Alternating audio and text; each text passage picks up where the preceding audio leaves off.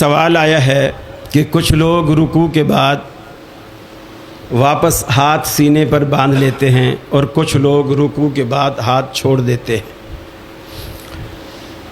नस क़ती के साथ कुरान की कोई आयत या हदीस रसूल सल्लल्लाहु अलैहि वसल्लम से नस ऐसी कोई मौजूद नहीं है जिसमें ये सराहत हो कि रुकू के बाद अल्लाह के हबीब ने हाथ छोड़े या बांधे।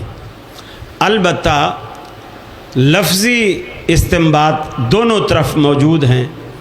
वो ये हैं, निसाई शरीफ में एक रिवायत है जिसको बांधने वाले अपने लिए सबसे बड़ी दलील कहते हैं।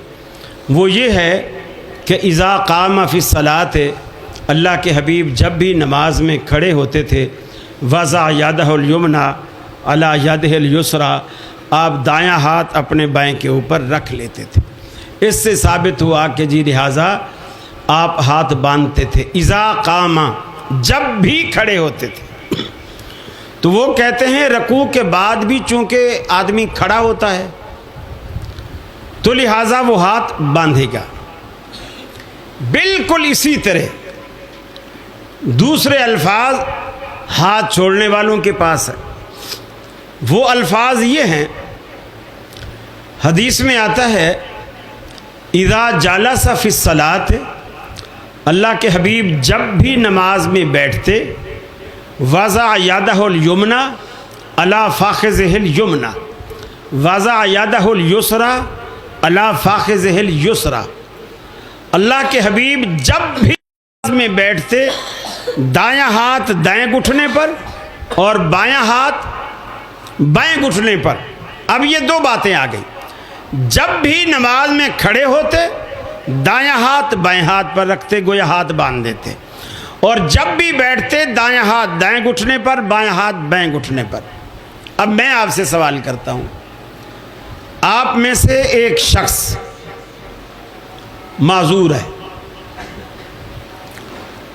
लंगड़ा है, हादसे में उसकी टांग कट गई है, बूढ़ा है, खड़ा नहीं हो सकता, वो बैठ के नमाज पढ़ना चाहता है, वो बैठ के नमाज पढ़ना चाहता है। अब वो हाथ यहाँ रखे या यहाँ रखे? कहाँ रखे? सीने पर तो जब रखेगा जब हदीस में आता है अल्लाह के रसूल नमाज में खड़े होते थे। वो खड़ा नहीं हुआ। और बैठने के लिए हदीस में अल्फाज हैं, जब बैठते थे तो दायां हाथ दाएं घुटने पर, बायां बाएं घुटने पर। कहाँ हाथ रखेगा? लेकिन आपने देखा कभी कोई भी शख्स बैठ के नमाज पढ़ता है तो वो तकबीर तहरीमा कहकर हाथ कहाँ रखता है?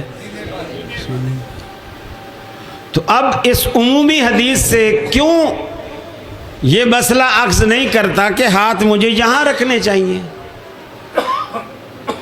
वो यहाँ क्यों रख रहा है? अब वो कहते हैं जी ये महल्लन क़याम है, ये महल है क़याम का। यानी अब वो लफ्ज़ छोड़कर मुराद की तरफ जाते हैं कि जी चूंकि बैठ के भी अगरचे पढ़ रहा है लेकिन बैठा तो क़याम में है ना, क़याम में है लेकिन बैठा है, यानी बैठने वाला क़याम है। तो हम यही कहते हैं बेशक वो खड़ा है लेकिन वो कौमे में है, वो कौमे में है, वो छोटा, उसका छोटा क़याम है, ये कौमे के अंदर है। हाथ बांधने की भी सराहत नहीं, छोड़ने की भी सराहत नहीं। इसी तरह जब भी अकेला मुतलकन सहाबा लफ्ज़ क़याम का इस्तेमाल करते, हमेशा क़ब्ल रुकू क़याम ही मुराद होता। चुनाचे हदीस में आता है, सहाबी बयान करते हैं अल्लाह के रसूल की नमाज की तूल की कैफियत के, सजदा कितना लंबा होता था, रुकू कितना लंबा होता था, रुकू के बाद कितना होता था, सजदों के दरमियान कितना वक्फ़ा होता था। वो कहता है कानू सवान, ये सारी चीज़ें बराबर थी। रुकू फ़र्ज़ किया अगर रुकू 1 मिनट का है, रुकू के बाद भी 1 मिनट खड़े होते, पहला सजदा 1 मिनट का, सजदे के दरमियान वक्फ़ा भी 1 मिनट का, दूसरा सजदा भी 1 मिनट का। कानू सवान, ये सारी चीज़ें एक बराबर होती थी। ما خلل قیام والقعود، سوائے قیام کے اور قعدے کے۔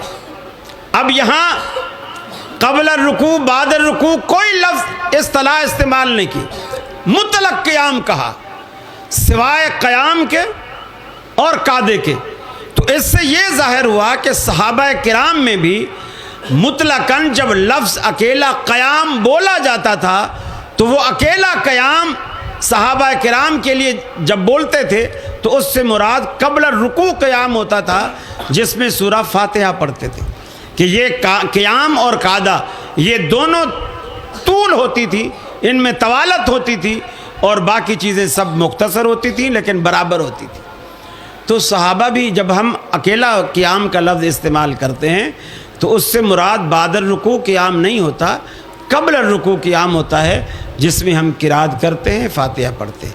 اگر آپ ایسا نہیں مانیں گے تو پھر بیٹھ کے بھی جب آپ نماز پڑھیں گے آپ ہاتھ باندھ نہیں سکتے، چونکہ حدیث میں ہے جب بھی آپ بیٹھتے تھے ہاتھ یہاں رکھتے تھے۔ جزاکم اللہ۔ اور کوئی ساتھی؟